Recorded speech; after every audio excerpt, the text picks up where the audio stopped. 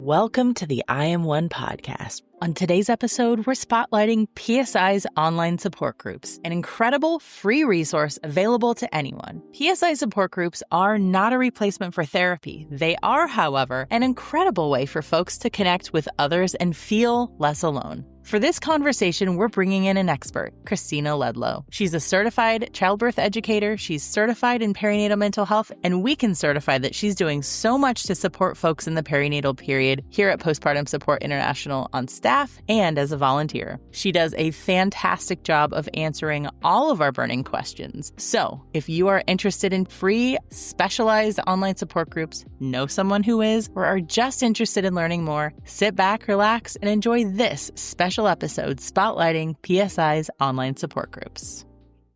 Kristina, welcome to the podcast studio. We are so happy to be here with you today to chat about an incredible resource here at Postpartum Support International. We are going to be asking you all of our burning questions today about PSI online support groups in English. I'm emphasizing in English because there are support groups in Spanish, correct? There are many support groups in Spanish. Yeah. But today we will have another episode about Spanish support groups. So if you're interested, stay tuned. But today we're talking about the English support groups. So anyway, all of that to say, thank you so much for being here. We're so happy that you're here.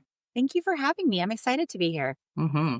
Kristina, who are you? Oh, who am I? So I am Kristina Ledlow. I use pronouns she, her, and ella. I have been with PSI in various capacities. I've been doing these support groups in terms of facilitating them for, I think it's been just a little over 3 years now. I teach the postpartum planning class for PSI. Ooh. I also chair the Michigan chapter for PSI. I work in perinatal mental health in our local healthcare system. I'm out of Kalamazoo, Michigan, and I've got 2 kiddos of my own that are 17 and 14. I'm also a certified birth doula and a certified childbirth educator, as well as certified in perinatal mental health. I mean, dang. Holy cow. So you're also certified to be awesome. I love that. Oh, thank you. I'm going to add that to my bio. Thank you. Uh-huh. Yeah. Yes. There should be a couple extra letters there. I like that. I'll do it. Mm-hmm. Okay, Kristina, thank you for that introduction. Can you give us kind of a general overview of what are PSI's online support groups? What's the elevator pitch? Tell us about them. So when I am talking to new parents, the way I like to describe it is these groups are a place that you can connect with other people in that perinatal time period who just get it. They understand because they're too. Whatever challenges that you're going through, we pretty much have a support group for it. I think we run over like 50 different ones now. So there are groups for pregnancy, postpartum, fertility challenges, grief and loss. There's definitely a place where you can feel that inclusivity and community. That's really incredible because I know a handful of years ago, there were just, a few support groups, right? Mm-hmm. And just over the last 2-3 years, it's just exploded. There are so many specialized support groups, which is so cool.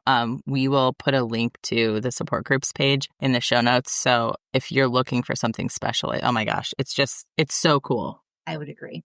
Okay. So if I am a new mom, I identify as a mom. So I'm using myself as the example, right? But I'm a new parent, mom, dad, non-binary. And I am looking to connect with people in this way where I can be like, hey, I have intrusive thoughts. And people will be like, same. Yeah.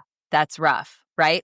No need to further explain what an intrusive thought is or how frustrating or debilitating they can be. How do I get to a support group if I'm like, ooh, this sounds really good. I want to be able to be in community with people who just get it.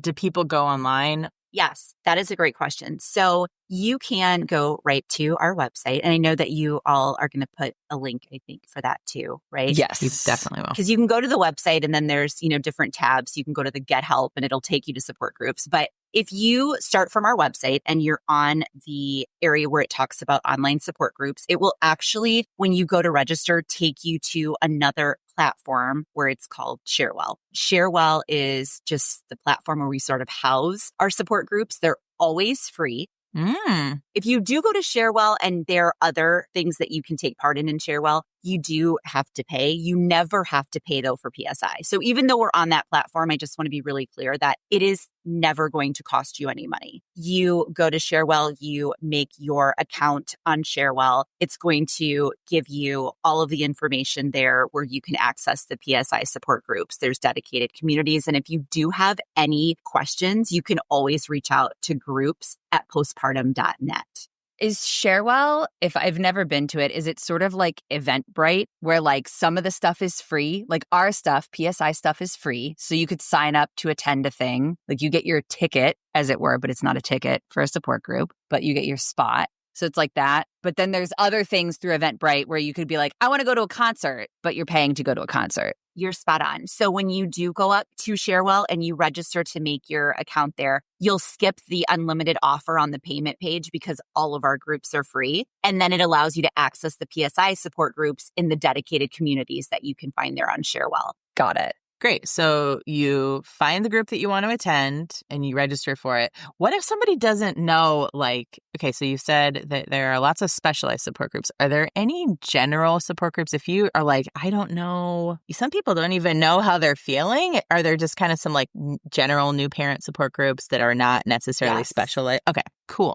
There's so many. So let me just kind of walk you through it. When you first go to PSI's page and you'll see a list. It's almost overwhelming, but there's so many different ones that you can look at. And you will see that there are general ones. So general ones for pregnancy, postpartum, both.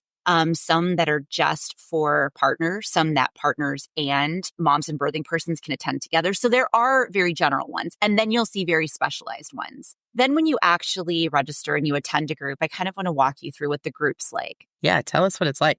The groups are 90 minutes, so an hour and a half in length. The first 30 minutes is involved providing information, education. This is establishing the group guidelines. And this part's really important because not only does it give information on other available PSI resources, but the education part is often the eye-opening part to so many of our newer attendees because this is so much of that help for them to understand the symptoms that they're experiencing. This is something that's not only is it such a thing, we actually have research and we're giving you education on this. So there's this real moment where you see everyone kind of, oh, okay, like, wow, I'm in the right place. This thing has a name. Exactly. And when you were referencing OCD, for instance, there's the general groups where we talk in general, but there's the OCD group. So then we're talking about, hey, do you know that our brains actually change? And this is what a brain that's dealing with OCD looks like. And this is one that doesn't. And then you see this sort of like moment where everybody starts to feel more in community, less isolated. There's just a shared understanding. So it's that education part is also just such a critical part of the healing as well. Mm-hmm. And then we do our introductions and we have 60 minutes of like basically talk time and community time where everyone just is able to talk about what's on their heart. Yeah.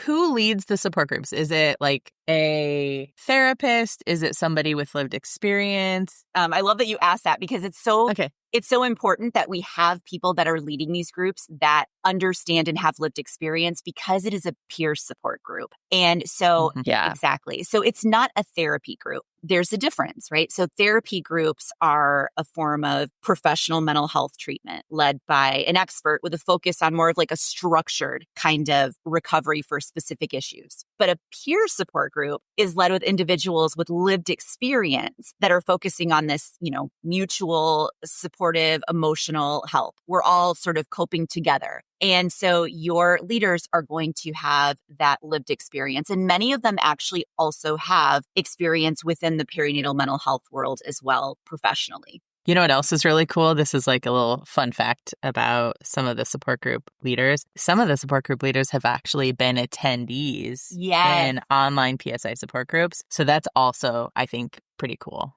It's amazing. It's like you've graduated. Yes, exactly. Mm-hmm. There's that element of you've been there and you're out the other side. I can do this too. Yes. That is cool. Okay, follow-up question. Is there a cap on how many support groups you can attend each week? Do you have like a punch card? Can you attend every day? Yeah, do you get a free coffee after you've gone to so many? That would be awesome because then we could actually like see each other. But no, there is not There is not a cap on how many you can attend. I always tell people you can attend one a day if you wanted to. That's what is available for you, then do it. There is a cap on how many are allowed in the group. So it's important to be on time for the groups. Okay. Because we always want people to be able to talk and contribute. So we cap at 16 participants. Great. When we have reached that limit, we will put a note in the message if somebody comes afterwards and let them know where they can register for others if they weren't able to make that one. Because again, we're running them all the time, but we do keep it small so that it does feel that sense of community and that intimacy that you need from a peer support group as well. Will somebody know if a support group? I've just got all of the questions. I love it. I have one too, so I'm next. Hold on. It's my turn, Emily. Hang on. Thanks. When somebody goes to register for a support group, will they see that it's capped? Like, will they not be able to register? They will be able to register. They just want to be there on time. So it's not going to tell them that it's capped. And it's actually better that way because sometimes you will have people that life happens and they don't necessarily make it to group. So if you were not able to register because there was a cap and someone was not going to be there, then they would miss out on that opportunity. So they're not going to put that on there. Just being there on time typically will get you in. Okay, great. Be there on time. Yes, be there on time. Plan ahead. Set yourself a reminder 15 minutes early or something, life hacks. Yes, I like it. Okay, my question is a little bit different, and this is totally off script, but we've all been to I don't know, that mom's night where you've got the one mom friend who totally monopolizes the conversation. And you're like, but I have stuff I need, my kid isn't doing their homework and I need to complain about it right now. Or my baby is not sleeping through the night and I am super frustrated and I need some space held for me. And I need people who can go, I promise this actually won't last for forever, right? What happens, as someone who's maybe a little socially anxious? Do you have a way that you handle that so that, no one feels like they didn't get a chance? I love that you asked that because I've been there, right? In that position that you just explained. Yes, we do. We're really good at our jobs when it comes to facilitating. And we also establish community guidelines in the very beginning during that educational portion of things. We talk about community guidelines. And one of them is that we want to make sure that everybody who's present that wants and desires the opportunity to share gets the opportunity to share. So we do have rules in place, quote unquote rules, that we talk about to make sure that we don't have anybody that is necessarily monopolizing the conversation. That being said, I'll be honest with you, it's not very common that we have that. We have a really good balance. People that come to these groups tend to be there because they understand they not only want to share, but they also do want to hold that space for people. So we have guidelines in place and we also have really wonderful, compassionate, empathetic peers that are present. That's amazing. Can you guys come to our mom's night outs? Can you facilitate my social situations? Just kidding. Speaking of peers, Kristina, can you tell us why is peer support so vital to healing for folks? Like going and seeing a therapist, great. Right. But talk to us about peer support. So peer support is so vital to healing because it addresses the isolation, the stigma, and oftentimes that hopelessness, right? That happens with the isolation and the stigma. Like that feeling of I'm alone in this.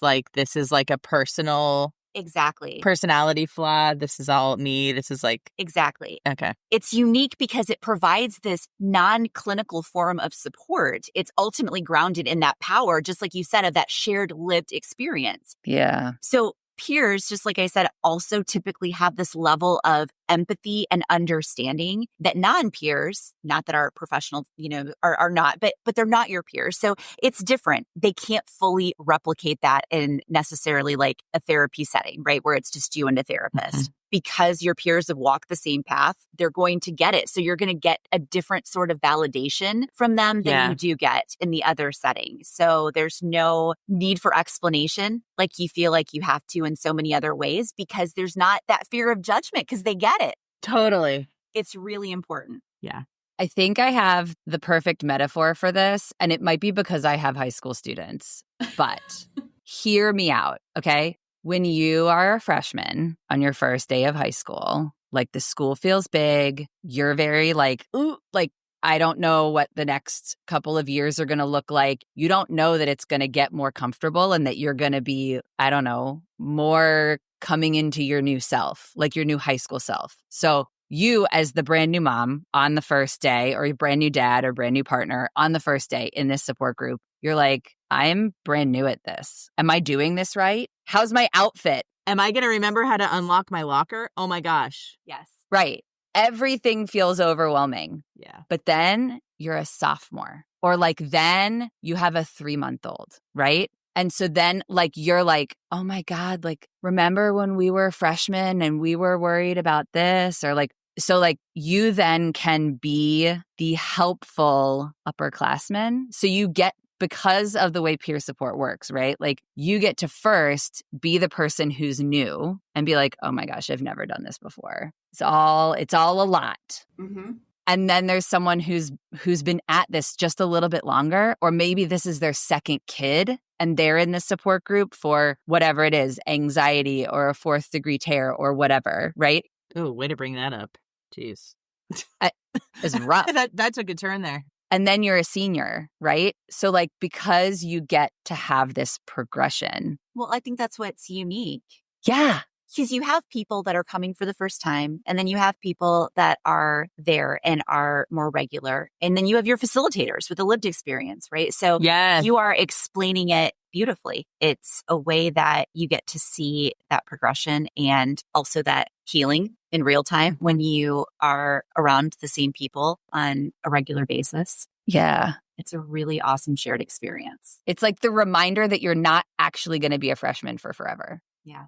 Like time isn't frozen. No, time's not frozen. It feels like it sometimes. It does feel like that. And I think people feel nervous about, coming to groups for the first time, but it is the most caring, compassionate, wonderful space. One of the best experiences I had in a group, I had this beautiful woman that had been a regular at the Fertility Challenges group. And this was like probably close to when I had first started doing groups. And she summed it up so well. We were talking about, why do you come to group? And she said, I come to group to hear my name and to know that I am seen and that I'm heard.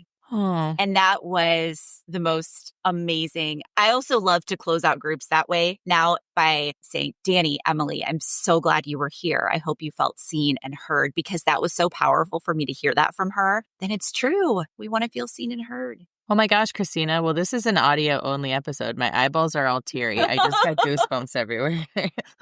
Oh, yeah. Even now, just now, when you said my name, I was like, oh, right. Yes. Yeah, I feel seen. Mm-hmm. That's so lovely. I have another question. I have so many burning questions. If somebody has a suggestion for a group that they don't see listed, do you have a comment section, box where you take suggestions? So we always have a feedback form, so that absolutely you can put something on that. But you can also, if you are looking for a group and you don't see something that is what you feel like you need, you can also reach out to that groups@postpartum.net. Perfect. Just shoot an email. Yeah. Okay. And just say, hey, have you ever thought about this specialized group? And then it'll be on the radar. Cool. Emily, do you have other burning questions about, why do I keep saying burning? Nothing's burning. I just had this thought, though. I was like, oh my gosh, we need a quiz. We need a personality type quiz, but for groups where you're like, I need to go to a support group, but I'm not sure. And then it's like, do you have purple hair? Yes or no? And so then you're like on one track, you know what I mean? It yes, filters you down to, it's like, you should try the OCD group. You should try the Desi South Asian moms group, Yes. I love that. We don't currently have that, but we don't currently have that. But one of the nice things about, I love it. I also think one of the nice things about not having that is that when you do go, it gives you when you're looking at the website, it does gives you a description. So it feels like, okay, I'm not just pigeonholed to just be in this group, or I can only be in this group. this one looks like it could apply to me. So I'm going to try it. And if I feel comfortable here, then I keep attending here. If this one looks like it doesn't apply to me at all, then yeah, probably not going to be it. So it also gives people the opportunity to sort of feel out what is right for them too. Great. I have another question. Yes. Okay. I have read the description. I have felt seen in the description. I have gone into Sharewell. I've signed up for this group. I'm there on time. I get in and I'm like, I'm not sure this is for me. Oh my gosh. I then am feeling like it's maybe not a good fit. Oh. Do people ever like leave the group early? Are you allowed to do that? Like what happens if you get in there and you go, ooh, I don't think I'm in the right class, you know? Yeah, you have agency all the time. If you don't feel comfortable, absolutely, you can leave. Mm-hmm. The other thing you need to know is that when you are in the groups, you can have your camera on. You can have it off if you want. That was my next question. Yes, the only time it is required is for introductions. We do that because we want to make sure that we're keeping the space psychologically safe, that we know who is in the space with us. Mm-hmm. But if you don't feel safe and comfortable with your camera on, it's okay to turn it off. So we love to see your face. We love to be able to create that community, but we want you to feel safe and comfortable first. So that's also an option because some people are like, maybe it's the right place, but I don't know, but I don't want to leave. Mm-hmm. So try it out. It's okay. But if you do, yes, you always have agency to exit the group and return to a different group. Yep. I feel like these are the things that would come up for me. I'm like remembering postpartum me, and I would have been like, okay, but what happens if I get in there and I'm uncomfortable? Like, what happens if I get in there and I'm monopolizing the conversation, but you guys are trained to help me take a beat? Yes. Yeah. You don't need to worry about that. Yeah. Exactly. We're there to help guide you. Amazing. That's good stuff. Well, I guess as we are wrapping up our conversation about support groups here, I have 2 questions, slightly different, but slightly similar. What would you want help seekers to know about support groups? And what would you like providers who are supporting folks in the perinatal period to know about support groups? 2-pronged. I think the answer is the same for both, is it is going to help immensely to be a part of support groups because you know you're not alone. And there is community, or there's healing in community is what I mean. When you are together and you know you're not alone, It's not a snap of the fingers, now I'm okay, but it is a pathway to feeling better and to healing. So I think as a provider, knowing that to tell your patients and your clients, it's really important. And I feel like as a help seeker, it's really important to know that. Oh, that's lovely. That's so true. We will put links to the support groups in the show notes. I forgot to ask, if somebody is interested in possibly volunteering as a support group leader, how does that work? Is there a link on the support group's website for volunteering? There's general information on PSI's website on how to volunteer. Okay. If you are specifically interested in support groups, you can certainly reach out to that groups at postpartum.net. We don't allow like observers to come to support groups because we keep the space safe. Yeah. But if that's something that you're interested in and it's specific to support groups, you can always reach out to that same email. Okay. Yeah, we'll put a link in the show notes. There are lots of ways to volunteer at PSI. Support groups is one of them. Yes. And sometimes you have enough of a pool of support group leaders, right, Kristina, that you don't necessarily need, you don't have a need for new volunteers. And then sometimes you might need to, Exactly. It ebbs and flows. And I'm personally not in charge of that. So I don't know where we're at with that. But yes, it absolutely is something that, volunteers are needed always in all different areas. And it's definitely something that if you want to. Even if you're just getting on the list for later. Exactly. If something you are interested in, definitely let us know. Awesome. Well, is there anything, Kristina, that we haven't asked you? We did ask you a lot of questions, some that were on script and some that were off script, and you've done fantastic. So thank you. Thank you. Is there anything else that we missed, didn't ask, you wanted to add? What's your favorite pizza topping? Emily. Oh, pepperoni. What? Oh, okay. Do you ever have like icebreaker questions? Like when you do the intros, like do you have icebreakers to help people? Sometimes. I don't particularly love the icebreaker questions, but that's just me. I think every facilitator is different. And that's kind of what's nice too, is you're going to have different facilitators who are different facilitators, right? So different personalities. But I don't so much love that. Yeah. I kind of like to start off with, we all know why we're here. So what's on your heart and mind? Like, let's just talk. And that's kind of how I like to start it. Who cares about pizza? I want to talk about feelings. I mean, I care very much about it when I'm hungry, Okay. especially. That's what I'm saying. Yes. Emily looks shocked. Okay. Well, with that, if we don't have any other questions to ask Kristina, it sounds like we may have covered it. Do you want to take us out, Emily? I would love to. Okay. Kristina, I think when you introduced yourself, you listed 5 or 6 things that you do to help people. I'm going to call you the quintuple threat, the septuple threat, whatever. I'm literally making up words. It's fine. I like it. I am looking forward to your personal episode so that we can talk more about you as a human. A little Easter egg here. But I think you have really brought the human element to talking about support groups. I hope that people who listen to this episode come away feeling like they know what to expect, they know that they belong, and they know how to join one. So thank you. Thanks, Kristina. Thank you so much. Thanks for tuning in to the I Am One podcast. Check out today's show notes where we'll drop links to all the important things that we mentioned in this episode. Please consider sharing about I Am One on social media and following and rating our show wherever it is that you listen to podcasts. It only takes a minute of your time and, well, that'll help our collective mission of bringing resources and local support to folks worldwide. From everyone here at PSI, thanks again for listening.